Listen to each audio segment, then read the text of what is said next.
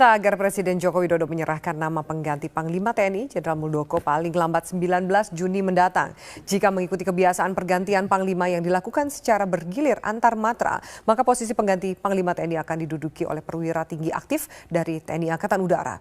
Namun pemerintah memberi sinyal bahwa Presiden tidak akan mengikuti pola penunjukan yang selama ini berlangsung. Apakah ada konsekuensi dari perubahan pola penunjukan ini? Lalu apakah memang penunjukan Panglima TNI harus disesuaikan dengan kondisi yang terjadi? Kita akan membahasnya langsung di Prime Time News. Saya akan perkenalkan narasumber saya. Ada analisis militer dan juga Presiden Indonesia Maritime Studies, Ibu Kony Bakri. Selamat malam, Ibu Kony. Selamat malam. Dan kemudian ada anggota Komisi 1 dari fraksi Nasdem, Supyadin Aris Saputra. Selamat malam, Pak Supyadin. Selamat malam. Dan kemudian ada Direktur Program Imparsial, Mas Al-Araf. Selamat malam. Selamat malam, Mbak. Baik, ada satu perempuan di sini. Saya akan tanya dulu ke Ibu Kony yang juga ada Presiden Indonesia Maritime Studies, Anda juga pengamat militer. Menurut Anda ini kan jadi polemik sebenarnya. Harus sesuai dengan giliran atau bukan, gitu. Atau tidak, karena itu hak prerogatif Presiden. Baik buruknya, bagaimana pendapat Anda? Gini, pertama saya tuh bertanya dulu nih, Pak CP Hakim sedang on the way ke sini nggak? Tidak. Karena ini menarik nih, ini kan statement menjadi ramai di media ini karena statement beliau di Twitter. Seolah-olah kalau tidak ada rotasi Panglima kembali ke Angkatan Udara yang hanya selama ini berkesempatan kepada Pak Joko Suyanto, jadi bubarkan aja Angkatan Udara. Itu salah satu reasonnya, ada 3 alasan sih. Kalau saya melihatnya begini, kebijakan negara ini menentukan sebenarnya arah bagaimana juga kemudian pertahanan itu akan dibentuk. Sudah jelas saat Presiden Jokowi terpilih dan menetapkan Indonesia sebagai negara poros maritim dunia, itu implikasinya sangat besar. Dari aspek pertahanan yang paling penting adalah menurut saya, dari inward looking defense, kita itu sekarang menjadi outward looking defense. Dari pertahanan militer yang menghadap ke dalam, mengurus dari 200 nautical mile ke dalam, kita sekarang harus berpikir 200 nautical mile keluar. Itu satu. Kedua, doktrin harus berubah. Karena tadinya kita doktrin kita sangat darat, betul Pak ya? Doktrin kita sangat orientasinya ke darat. Artinya, saya melihat kenapa kalau menurut saya pribadi, ngambeknya Pak CP Hakim itu mungkin agak terlalu gimana. Karena gini. Agak apa, personal? Bukan agak personal, agak mutungan gitu loh. Saya melihatnya begini, dalam apapun juga kita tidak bisa melihat rotasi itu dalam konteks matra. Rotasi itu terjadi, seperti tadi disampaikan, adalah melihat kepentingan negara ini apa. Saat Presiden menetapkan bahwa kita menjadi poros maritim dunia, itu kan nggak berakhir cuma di masalah ekonomi, tapi berakhir di masalah juga kebijakan luar negeri dan kebijakan pertahanan. Dan untuk itu harus dibentuklah strategi atau cetak biru bagaimana kemudian strategi pertahanan kita. Dan itu harus orientasi maritim. Nah, kalau sekarang ditugaskan, saya tahu kawan baiknya Kaso. Kebetulan lah. Jadi kalau saya pribadi sih ya, kalau Kaso seru juga nih teman jadi panglima. Tapi kan it's not about siapa dengan apa, tapi negara ini mau dibawa kemana dan the right person dalam posisi itu. Karena begini, pada saat yang lalu kita punya Kasal yang berani menerbitkan buku dan membuat desain kebijakan Indonesia menjadi the first class navy. The first class navy. Kemudian kita punya Kasau, Pak Imam Sufaat waktu itu yang berbicara juga tentang the first class air force. Jadi udah punya presiden yang bicara poros maritim dunia, sudah ada mantan Kasal dan Kasau yang bicara tentang first class navy dan first class air force. Artinya kan kita bagaimana mengimplementasikan. Tapi karena ini kita negara poros maritim dunia dan mappingnya adalah bagaimana kita membangun blue water navy, green water navy dan brown water navy, harusnya angkatan laut yang menetapkan. Angkatan udara kan tinggal mengikuti sebagai payung dari angkatan laut. Oke, menarik. Tapi ada juga komentar dari Mas Al-Araf ini bahwa sebenarnya proses bergilir antar matra ini tujuannya juga lebih besar untuk menjaga sinergi dan juga sehatnya hubungan antar angkatan. Tanggapan Anda sejauh ini seperti apa? Ya, pertama prinsipnya pergantian Panglima TNI harus didasarkan pada undang-undang. Proses pergantian itu harus mengacu kepada itu. Dalam undang-undang TNI memang tidak diharuskan soal proses pergantian itu, tetapi hanya dianjurkan, makanya kalimatnya adalah dapat dilakukan dijabat secara bergantian. Nah, filosofi dapat ini sebenarnya adalah sebuah nasihat kepada pemimpin sipil agar pemimpin sipil untuk mengembangkan organisasi TNI menjadi lebih sehat, mengurangi konflik dan membangun kohesi yang lebih baik, maka organisasi TNI dipimpin sebaiknya secara bergantian. Kenapa? Karena suka atau tidak suka akan ada kecemburuan, kemungkinan konflik gitu apabila ini tidak dilakukan secara bergantian.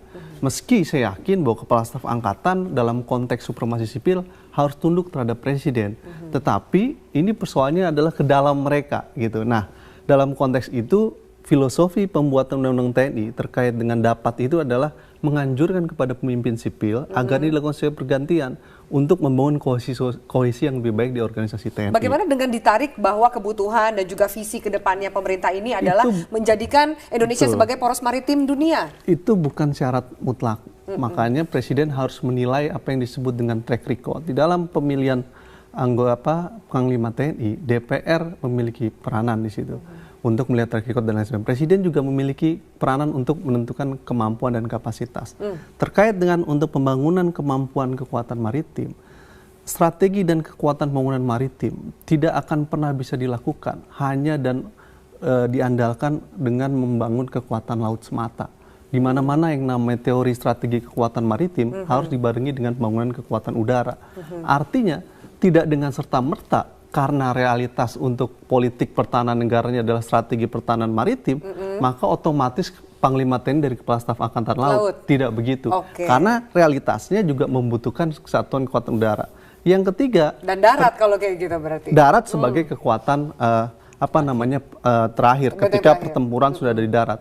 Tetapi perlu diingat, pembangunan kekuatan TNI itu dibangun atas dasar integrated armed forces, pembangunan kekuasaan yang terintegrasi antar angkatan. Dalam realitas yang seperti itu, tentu ya keinginan untuk mendudukan Panglima TNI harus diletakkan dalam relasi hubungan Presiden, Kementerian Pertahanan dan Panglima TNI. Panglima TNI di dalam Undang-Undang TNI hanyalah pelaksana kebijakan pertahanan negara. Siapa yang merumuskan kebijakan pertahanan negara? Menteri Pertahanan. Menteri Pertahanan juga tadi Menteri kita Pertahanan sudah menurunkan dari kebijakan umum Presiden. Jadi turunannya bertingkat.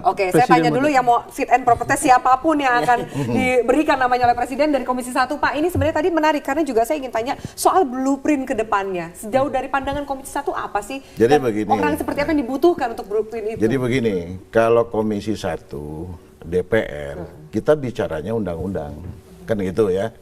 Kan tugas DPR Komisi 1 itu menyetujui atau tidak menyetujui. Kan gitu ya. Nah, kalau DPR tidak menyetujui, maka harus menyebutkan alasannya. Kemudian Presiden mengajukan lagi calon. Nah, kalau calon itu diajukan lagi oleh Presiden, kemudian Komisi 1 atau DPR dalam waktu 20 hari tidak memberikan jawaban, maka otomatis jadi. Jadi dalam artian apa nih? Ya, jadi Panglima TNI yang dicalonkan oleh Presiden. Nah, satu. Yang kedua kita bicara ini kan secara bergantian. Ini kan waktu era Gus Dur kan ya.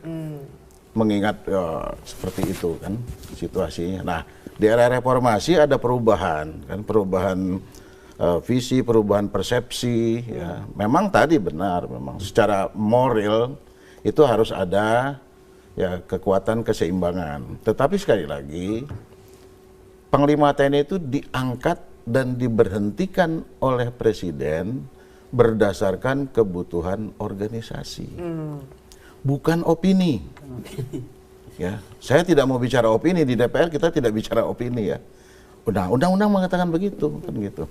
Nah, Kepala Panglima TNI itu dijabat oleh perwira tinggi TNI aktif, baik yang sedang menjabat Kepala Staf Angkatan atau yang pernah menjabat Kepala Staf Angkatan. Jadi begitu. Ya, jadi kita hanya fit and proper test. Kita hanya fit and proper test. Tapi Pak, kita akan jeda. Kita lanjutkan sesaat lagi. Ketika Anda ini mau reses juga nih kan Pak. Jadi targetnya adalah 19 Juni ini Presiden harus mengajukan nama. Karena kita juga tahu kalau Pak Muldoko juga akan pensiun di 1 Agustus. Kira-kira nih Pak, yang terjadi di DPR apakah sudah ada sounding-sounding nama? Siapapun itu, kita lanjutkan sesaat lagi. Tetaplah bersama kami di Prime Time.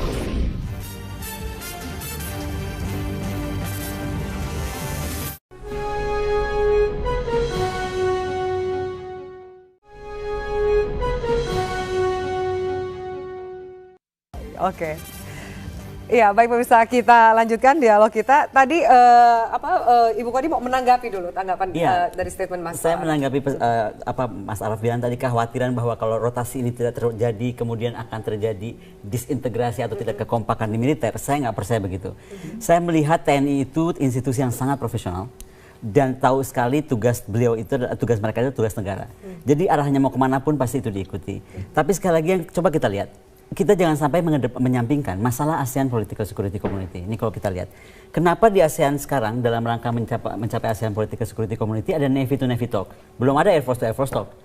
Karena memang akhirnya kita bicara tentang karena kita tuh kawasannya memang maritim dunia dan sekarang sedang konsentrasinya semua lagi ke kawasan ini, kita berbicara Navy dulu. Dan berbicara Navy, automatically itu nggak bisa Angkatan Laut modern itu nggak ada yang jalan sendiri, Mbak. Semuanya dilindungi dari udara. Jadi artinya kalau kita berbicara tentang Navy, sudah pasti proteksi udara itu ada. Jadi kalau saya melihat malah Angkatan Udara diuntungkan. Yang bikin mapping pusing, sakit kepala, aduh gimana dia grand strategi mau jadi apa, itu biarin seorang Panglima Angkatan Laut. Sekali lagi ngotot aja Angkatan Laut. Tapi Angkatan Udara positioningnya ya? Oh, jelas positioningnya. Karena tadi saya bilang, kalau enggak, sayang sekali momentum kita punya presiden yang punya pandangan orientasi outward looking, itu hanya 2 kali. Outward looking dan maritim. 1 Soekarno, kedua Jokowi, like it or not. Jadi saya pikir kebijakan dan pandangan ini harus segera di-grab oleh kita semua, utamanya untuk menjadikan negara ini sekarang menjadi negara pemain. Bayangkan Indonesia sudah diprediksikan menjadi negara yang akan di dalam laporan 2050, Pak. Kita menjadi 10 negara besar dunia. Australia nggak masuk di situ, negara ASEAN nggak ada yang masuk. Jadi kita harus menjadi dari negara penonton yang tadinya cuma ngeliatin orang mondar-mandir pada ngapain aja di kawasan. Enggak, kita nggak bisa. Kita jadi player. Cina mau apa, Amerika mau apa, ada kekuatan apa yang bermain. Terus kita mesti apa? At least dalam leading ASEAN kita harus bisa. Dan itu artinya menjawab juga sekali lagi bahwa memang yang disampaikan Pak Al-Araf itu betul. Justru jangan khawatir karena ada integrated armed forces. Nggak mungkin bahwa kemudian saya bilang bahwa harus ada maritime strategy. Oh berarti laut nggak begitu artinya. Tapi the mapping has to be datang dari memang yang berbackground Angkatan Laut. Oke, gitu loh. Sudah dijawab, silakan. Anda mau menanggapi sebelum saya juga ke Pak Supyadin? Saya percaya bahwa masing-masing kepala staf angkatan pada akhirnya harus tunduk terhadap presiden ketika Panglima TNI sudah terpilih. Karena demokrasi meletakkan prinsip supremasi sipil. Nggak boleh kepala staf angkatan menolak Panglima TNI-nya ternyata bukan dia, lalu kemudian ngambek seluruh angkatannya menolak, itu nggak boleh. Karena secara demokratik itu tidak diperbolehkan. Tetapi yang saya jelaskan adalah tentang bagaimana kalimat dapat itu ditafsirkan ketika pembentukan Undang-Undang TNI adalah agar tidak terjadi dominasi di dalam posisi Panglima TNI. Supaya apa? Supaya kohesi di dalam organisasi TNI menjadi lebih baik. Kira-kira begitulah. Untuk menghindari, untuk menghindari konflik, kecemburuan dan lain sebagainya. Nah, itu yang pertama. Yang kedua adalah dalam konteks pembangunan kekuatan maritim, saya setuju sekali apa yang disampaikan bahwa maritim security outlooking itu menjadi sesuatu yang penting dan Jokowi mengambil terobosan di situ dan saya sangat salut untuk itu gitu. Tetapi penting untuk dicatat bahwa posisi Panglima TNI mengacu ke dalam pasal 15 Undang-Undang TNI 34 2004 adalah pelaksana kebijakan pertahanan negara. Siapa yang merumuskan kebijakan pertahanan negara yang disampaikan Mbak Koni tadi adalah Menteri Pertahanan Negara.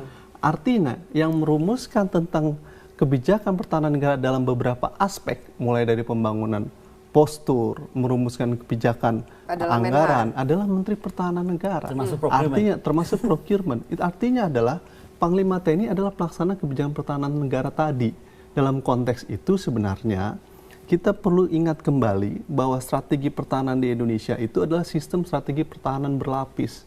Tidak bisa pembangunan kekuatan pertahanan di Indonesia laut aja, udara saja, darat saja nggak bisa. Jadi sistem pertahanannya harus berlapis karena 3 instrumen itu tetap penting gitu dalam satu pembangunan strategi maritim security ataupun dalam pembangunan strategi pertahanan Indonesia secara lebih komprehensif. Apa menurut Anda ketika misalnya ternyata yang dipilih oleh Presiden tidak sesuai dengan giliran, tapi misalnya sesuai dengan kebutuhan dan juga visi misi ke depan, apa yang akan terjadi?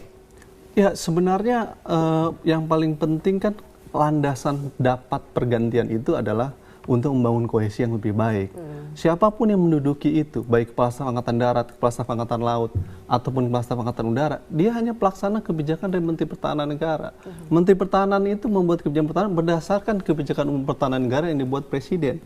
Itu artinya... Tapi saya boleh selang nggak sebetulnya? Ini ada yang menarik Pak Al-Araf.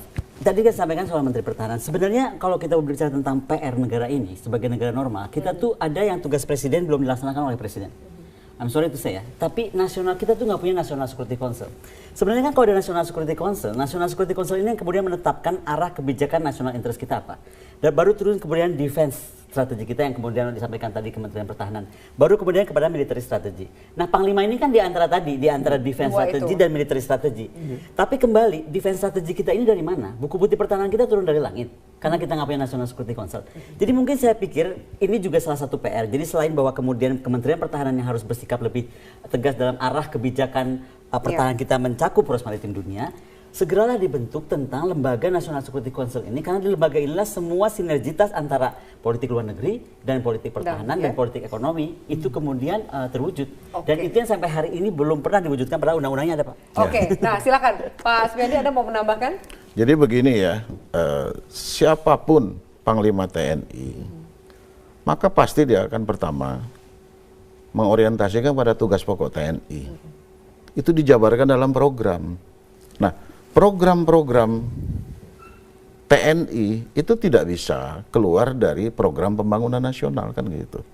Jadi kalau misalnya sekarang Presiden titik berat kepada maritim, ya, pembangunan maritim, pastilah ya, Panglima TNI juga akan membuat program yang ke arah situ. Meskipun bukan dari Angkatan Laut. Iya, tapi dan Angkatan Udara, pasti dia akan memberi tugas kepada Kepala Staf Angkatan Laut, ya, untuk bagaimana memperhatikan kebijakan Presiden. Nah, sekali lagi, kata-kata dapat itu juga, itulah juga yang digunakan oleh Presiden. Kalau dia memilih yang lain, karena itu dapat bergiliran, kan gitu. Dapat bergantian, bukan bergiliran. dapat bergantian. Bergantian, bukan bergiliran. Artinya, kalau sekarang misalnya Presiden memilih yang bukan, ya, katakan tadi tanda petik giliran, ya karena ada kata-kata dapat tadi. Sejauh ini Pak, nama yang sudah terdengar oleh DPR yang juga nanti akan fit Belum. propernya siapa sih Pak? Kita belum, sampai hari ini belum. Belum diterima berkasnya, tapi sounding-soundingnya kayaknya udah ya pokoknya ya. Jadi saya secara pribadi dari Komisi 1 belum mendengar ya. Karena saya tidak mau berbicara opini, menyikapi opini. Jadi kita bicara, oke, nanti biar aja Presiden ngajukan ke kita. Nanti kan kita juga sebelum fit and proper test, kan Komisi 1 akan bicara juga dengan pimpinan DPR, kan, dibicarakan oleh pimpinan DPR, kan begitu. Tadi yang saya bilang, DPR, Komisi 1 atas nama DPR, itu bisa tidak menyetujui yang diusulkan. Nah, kalau itu tidak disetujui, maka Presiden mengajukan lagi yang baru. Nah, kalau itu yang baru itu diusulkan, kemudian oleh DPR tidak disetujui dalam waktu 20 hari, otomatis jadi Panglima TNI satu. Yang kedua, kalau Komisi 1 atau DPR tidak menyetujui, harus memberikan alasan. Nah, mungkin DPR memberikan, tolonglah, misalnya kan begitu. Tapi sekali lagi, itu semua kita akan kembali kepada Presiden. Itu dan benar belum mendengar nama-nama, misalnya ada Pak Agus Supriyatna atau Pak Adi Supandi, itu belum dengar nih Komisi 1 nih ya? Saya kira saya belum ya. Karena, gitu, kayak soalnya sejumlah wartawan dan media sudah mendengar nih Pak. Ya, karena dengarnya dari siapa? Dari ya mungkin kalkulasi juga kan. Ya kalau dari rakyat kan bukan jadi acuan kita kan gitu. Baik. Tapi kalau dengar dari kabinet itu juga enggak. Dari kabinet juga belum tentu belum dengar.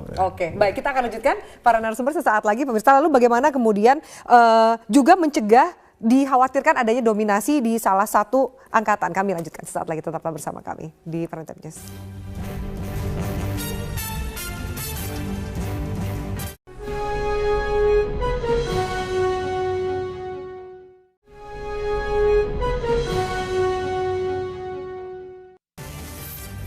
Ya, pemirsa, kita lanjutkan. Pertanyaan besarnya adalah lalu langkah mana yang terbaik untuk dilakukan? Silakan Pak Safiri juga mungkin closing statement untuk Anda. Ya, jadi begini ya. Presiden dalam menentukan siapa calon Panglima TNI tidak berdiri sendiri. Pasti beliau sudah manggil Menteri Pertahanan. Pasti beliau sudah minta pertimbangan kepada Panglima TNI, ya. Minta pertimbangan kepala yang lain, apa staf angkatan, yang dengan menteri-menteri segala macam. Itu dipertimbangkan kan gitu. Nah, artinya apa yang diputuskan oleh Presiden, ya itulah keputusan. Maka siapapun tidak ada harus kata menerima. Lain, loyalitas satu saja. Tapi kembali lagi sepanjang bahwa keputusan Presiden itu tidak keluar dari Undang-Undang TNI, itu saja. Ya, jadi berpegang pada Undang-Undang TNI itu, ya. Dan tidak boleh disalah tafsir. Ya, sekali lagi, dapat dijabat secara bergantian. Ya. Bukan bergiliran. Sekali lagi itu. Jadi kata kunci adalah dapat dijabat secara bergantian. Ya. Makna bergantian dan bergilir itu beda. Nanti ada yang lain. Kalau Ibu Kori, kalau saya lihatnya begini, bahwa kebijakan apapun yang diberi oleh Presiden, kita dari tadi tidak membahas bahwa sebagai Panglima TNI yang sedang aktif, Pak Muldoko itu sudah menyerahkan pasti nama calon di antara 3 kepala staf yang menurut beliau paling proper. Pasti itu. Itu memang tugas beliau sebelum turun jabatan. Jadi pasti nama itu sudah diberikan kepada presiden. Nomor 2, siapapun yang dipilih oleh presiden, saya berharap tidak mengedepankan rotasi. Tetapi sekali lagi adalah bagaimana arah pembangunan kita menjadi negara yang betul-betul poros maritim dunia. Karena menjadi negara poros maritim dunia bukan saja masalah ekonomi. Kalau masalah ekonomi, kita tuh ya ekspor kita mencapai 214 miliar dolar. Impor kita 41 miliar dolar. Itu kan pergerakan di laut di mana mesti dijaga. Jadi dari negara kita bermain di kawasan kita, sekarang bermain regional dengan ASEAN Political Security Community, kemudian kita akan bermain di 3 samudera. Nah, itu bagaimanapun mengedepankan pandangan bahwa seorang kepala panglima ini harus memiliki orientasi ke sana. Karena tugas dari itu baru angkatan laut. Angkatan udara bukan cuman ini, sekali lagi, angkatan udara bukan saja melindungi armada laut, tetapi juga melindungi angkasa luar. Jadi PR angkatan udara masih banyak banget kerjaannya. Oke. Jadi kemudian bisalah bagi-bagi tugas seperti itu. Baik, Mas Araf silakan. Pergantian Panglima TNI hak prerogatif Presiden itu suatu yang penting. Semua kepala staf harus tunduk terhadap itu. Tapi saya setuju dengan Profesor Salim Said bahwa ini sebaiknya dilakukan secara bergantian karena ada kata dapat itu sebaiknya ya. Oleh karena memang saat ini momennya momen kepala staf angkatan udara untuk menduduki posisi Panglima TNI. Jadi stick pada itu saja. Stick, saya setuju dengan Prof. Salim Said tadi. Yang ketiga adalah yang paling penting lagi sebenarnya itu bukan prasyarat mutlak. Ada prasyarat kondisi objektif yang harus dilihat oleh Presiden. Misalkan tentang kapasitas, track record. Track record ini terkait dengan persoalan isu hak asasi manusia, korupsi dan lain sebagainya, perlu melibatkan Komnas HAM, KPK dan lain sebagainya. Meski terakhir keputusan ada Presiden. Yang ketiga adalah bagaimana agenda reformasi TNI juga menjadi bagian dari komitmen untuk Panglima TNI mendukung. Nah, itu menjadi sesuatu yang penting. Terakhir, sepanjang ini ada persoalan-persoalan terkait dengan disiplin TNI. Ada beberapa konflik TNI dengan masyarakat, TNI dengan TNI, TNI dengan kepolisian. Itu juga menjadi PR penting buat Panglima TNI baru membenahi tentang disiplin TNI. Nah, di situ membutuhkan Panglima TNI yang juga punya komitmen dalam pembangunan disiplin TNI ke depan. Kita lihat nanti bagaimana siapa saja nama yang akan diserahkan oleh Presiden. Karena menurut Ibu Koni juga sebenarnya namanya sudah ada. Nanti akan di fit and proper test oleh dari Komisi 1. Baik, terima kasih banyak Mas Al-Araf, Ibu Koni dan juga Pak Saifuddin atas waktunya di Prime Time News. Kita akan jumpa. Itu ditafsirkan ketika pembentukan Undang TNI adalah agar tidak terjadi dominasi di dalam posisi Panglima TNI. Supaya apa? Supaya kohesi di dalam organisasi TNI menjadi lebih baik. Kira-kira begitulah. Untuk menghindari, kan saya untuk menghindari konflik, kecemburuan dan lain sebagainya. Nah, itu yang pertama. Yang kedua adalah dalam konteks pembangunan kekuatan maritim, saya setuju sekali apa yang disampaikan bahwa maritim security outlooking itu menjadi sesuatu yang penting dan Jokowi mengambil terobosan di situ dan saya sangat salut untuk itu gitu. Tetapi penting untuk dicatat bahwa posisi Panglima TNI mengacu ke dalam pasal 15 Undang-Undang TNI 34 2004 adalah pelaksana kebijakan pertahanan negara. Siapa yang merumuskan kebijakan pertahanan negara yang disampaikan Mbak Koni tadi adalah Menteri Pertahanan Negara. Artinya yang merumuskan tentang kebijakan pertahanan negara dalam beberapa aspek, mulai dari pembangunan postur, merumuskan kebijakan anggaran, adalah Menteri Pertahanan Negara. Termasuk procurement. Artinya adalah Panglima TNI adalah pelaksana kebijakan pertahanan negara tadi. Dalam konteks itu sebenarnya kita perlu ingat kembali bahwa strategi pertahanan di Indonesia itu adalah sistem strategi pertahanan berlapis. Tidak bisa pembangunan kekuatan pertahanan di Indonesia, laut aja, udara saja, darat saja nggak bisa. Jadi sistem pertahanannya harus berlapis karena 3 instrumen itu tetap penting gitu dalam satu pembangunan strategi maritim security ataupun dalam pembangunan strategi pertahanan Indonesia secara lebih komprehensif. Apa menurut Anda ketika misalnya ternyata yang dipilih oleh Presiden tidak sesuai dengan giliran, tapi misalnya sesuai dengan kebutuhan dan juga visi misi ke depan, apa yang akan terjadi? Ya sebenarnya yang paling penting kan landasan dapat pergantian itu adalah untuk membangun kohesi yang lebih baik. Siapapun yang menduduki itu, baik Kepala Staf Angkatan Darat, Kepala Staf Angkatan Laut, ataupun Kepala Staf Angkatan Udara, dia hanya pelaksana kebijakan dari Menteri Pertahanan Negara. Menteri Pertahanan itu membuat kebijakan pertahanan berdasarkan kebijakan umum pertahanan negara yang dibuat Presiden. Itu artinya... Tapi saya boleh selanggar sebetulnya. Ini ada yang menarik Pak Al-Araf. Tadi kan sampaikan soal Menteri Pertahanan. Sebenarnya kalau kita berbicara tentang PR negara ini sebagai negara normal, kita tuh ada yang tugas Presiden belum dilaksanakan oleh Presiden. I'm sorry to say ya, tapi nasional kita tuh nggak punya National Security Council. Sebenarnya kan kalau ada National Security Council ini yang kemudian menetapkan arah kebijakan nasional interest kita apa.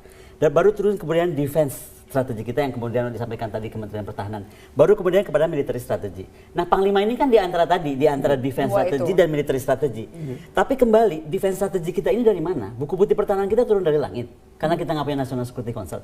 Jadi mungkin saya pikir ini juga salah satu PR. Jadi selain bahwa kemudian Kementerian Pertahanan yang harus bersikap lebih tegas dalam arah kebijakan pertahanan kita mencakup poros maritim dunia, segeralah dibentuk tentang lembaga National Security Council ini, karena di lembaga inilah semua sinergitas antara politik luar negeri dan politik pertahanan dan politik. Karena begini, pada saat yang lalu kita punya Kasal yang berani menerbitkan buku dan membuat desain kebijakan Indonesia menjadi the first class navy.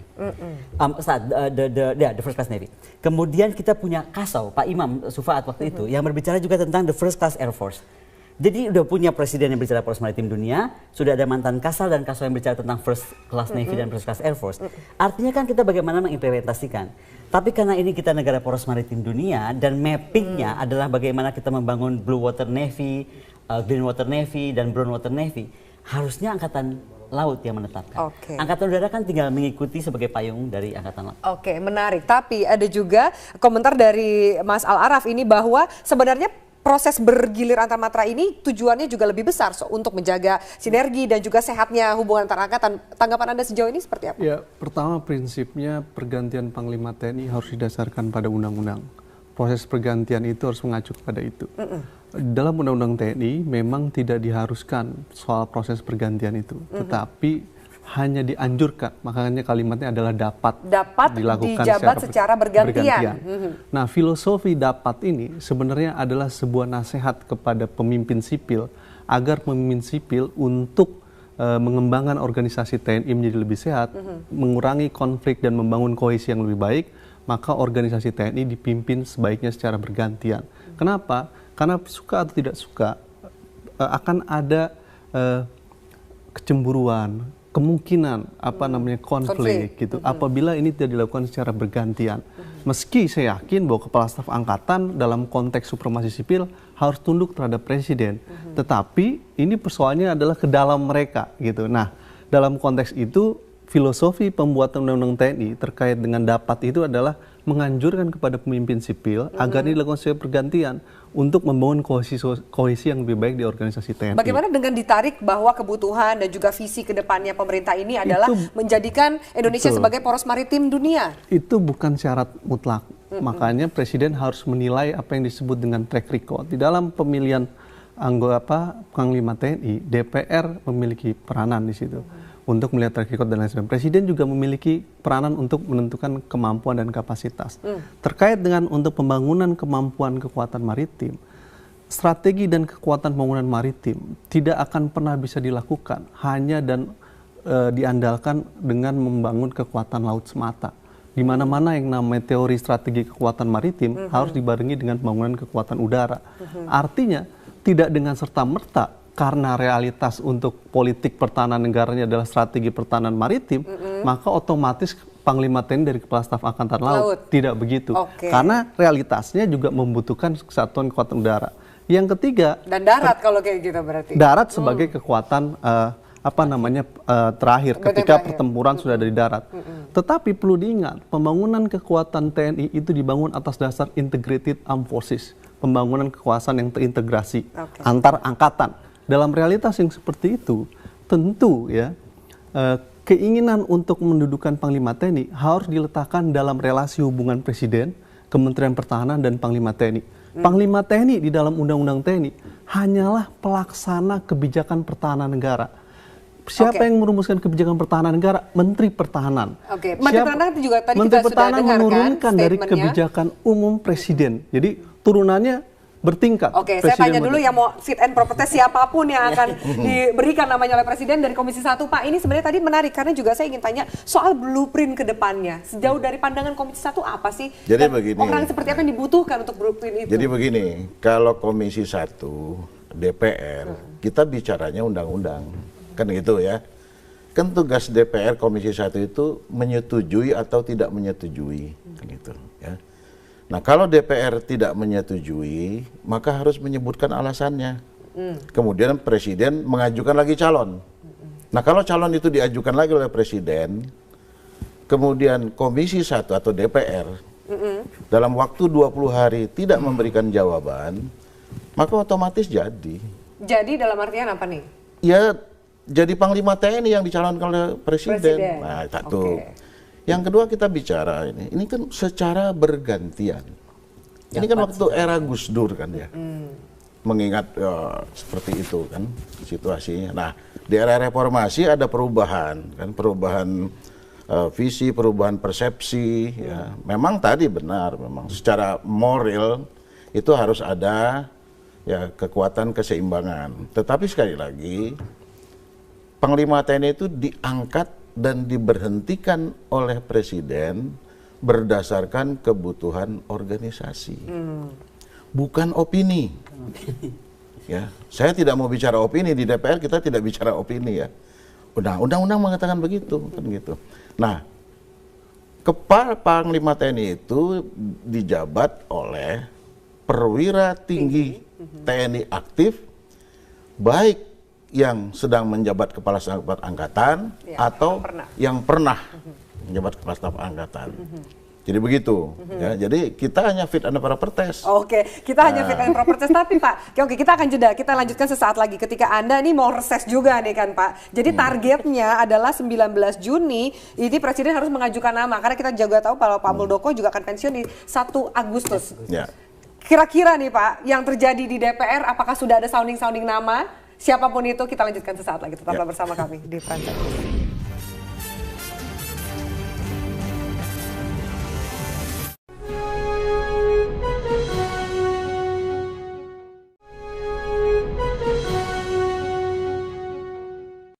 Oke.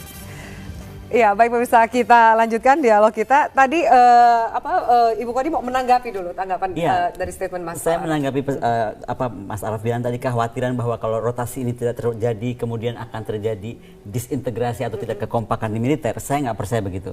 Saya melihat TNI itu institusi yang sangat profesional dan tahu sekali tugas beliau itu, tugas mereka itu tugas negara. Jadi arahnya mau kemana pun pasti itu diikuti. Tapi sekali lagi yang coba kita lihat. Kita jangan sampai menyampingkan masalah ASEAN Political Security Community. Ini kalau kita lihat, kenapa di ASEAN sekarang dalam rangka mencapai ASEAN Political Security Community ada Navy to Navy talk, belum ada Air Force to Air Force talk. Karena memang akhirnya kita bicara tentang karena kita tuh kawasannya memang maritim dunia dan sekarang sedang konsentrasinya semua lagi ke kawasan ini, kita berbicara Navy dulu. Dan berbicara Navy, automatically itu nggak bisa enggak. Angkatan Laut modern itu nggak ada yang jalan sendiri Mbak, semuanya dilindungi dari udara. Jadi artinya kalau kita berbicara tentang Navy sudah pasti proteksi udara itu ada. Jadi kalau saya melihat malah Angkatan Udara diuntungkan, yang bikin mapping pusing sakit kepala, aduh gimana nih grand strategi mau jadi apa itu biarin seorang Panglima Angkatan Laut, sekali lagi ngotot aja Angkatan Laut. Tapi Angkatan Udara positioningnya ya. Oh jelas positioningnya, karena tadi saya bilang enggak, kalau enggak sayang sekali momentum kita punya presiden yang punya pandangan orientasi outward looking itu hanya 2 kali, enggak outward looking dan maritim. Satu Soekarno, kedua Jokowi, like it or not. Jadi saya pikir kebijakan dan pandangan ini harus segera digrab oleh kita semua, utamanya untuk menjadikan negara ini sekarang menjadi negara pemain. Bayangkan Indonesia sudah diprediksikan menjadi negara yang akan di dalam laporan 2050 Pak, kita menjadi 10 negara besar dunia. Australia nggak masuk di situ, negara ASEAN nggak ada yang masuk. Jadi kita harus menjadi dari negara penonton yang tadinya cuma ngeliatin orang mundar-mandir pada ngapain aja di kawasan. Enggak, kita nggak bisa, kita jadi player. Cina mau apa, Amerika mau apa, ada kekuatan apa yang bermain, terus kita mesti apa? At least dalam leading ASEAN kita harus bisa, dan itu artinya menjawab juga sekali lagi bahwa memang yang disampaikan Pak Araf itu betul. Justru jangan khawatir karena ada integrated armed forces, nggak mungkin nggak bahwa kemudian saya bilang bahwa harus ada maritime strategy. Oh berarti laut nggak begitu artinya, tapi the mapping has to be datang dari memang yang berbackground Angkatan Laut. Oke, gitu loh. Sudah dijawab, silakan. Anda mau menanggapi sebelum saya juga ke Pak Supyadin? Saya percaya bahwa masing-masing kepala staf angkatan pada akhirnya harus tunduk terhadap Presiden ketika Panglima TNI sudah terpilih. Karena demokrasi meletakkan prinsip supremasi sipil. Nggak boleh kepala staf angkatan menolak Panglima TNI-nya ternyata bukan dia, lalu kemudian ngambek seluruh angkatan yang menolak, itu nggak boleh. Karena secara demokratik itu tidak diperbolehkan. Tetapi yang saya jelaskan adalah tentang bagaimana kalimat dapat. Agar Presiden Joko Widodo menyerahkan nama pengganti Panglima TNI, Jenderal Muldoko paling lambat 19 Juni mendatang. Jika mengikuti kebiasaan pergantian Panglima yang dilakukan secara bergilir antar matra, maka posisi pengganti Panglima TNI akan diduduki oleh perwira tinggi aktif dari TNI Angkatan Udara. Namun pemerintah memberi sinyal bahwa Presiden tidak akan mengikuti pola penunjukan yang selama ini berlangsung.